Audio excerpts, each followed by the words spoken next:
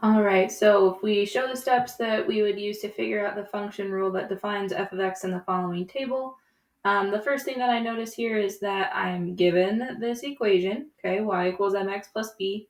Our m is known as our slope, okay, and if you remember, your slope is also known as rise over run, and our formal equation for it is going to be y2 minus y1 divided by x2 minus x1.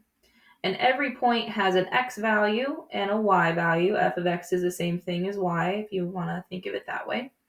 Okay, so I'm going to make this point number 1 right here, and this is going to be point number 2. So that would mean that this is going to be x1 and y1. This is going to be x2 and y2. So when I use this information and I put it into this equation, this is going to be, so my y2 is going to go first. So y2 is negative 3 minus y1, and y1 was negative 1. I'm going to put that in parentheses just so I know what my negative is versus my subtraction symbol. And then down here I have x2 minus x1. Well, x2 is negative 1 minus that x1, which was negative 2.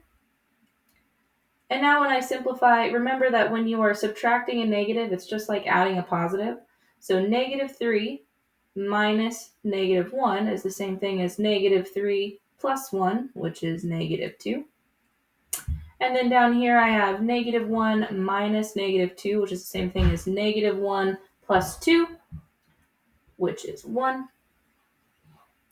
Okay, and now I have negative 2 divided by 1, which is just negative 2. Okay, so that's my slope or my m. So that's going to go in here for my m. So now I have y equals negative 2x. And now my b, okay, my b is my y-intercept. And your y-intercept is the point on the graph that your line goes through that y-axis. And when your line goes through the y-axis, your x value is going to be 0.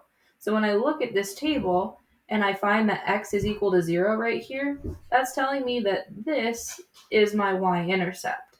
So my b is going to be this negative 5 here. So it's going to be y equals negative 2x minus 5. Okay, so that's going to be the equation of that line.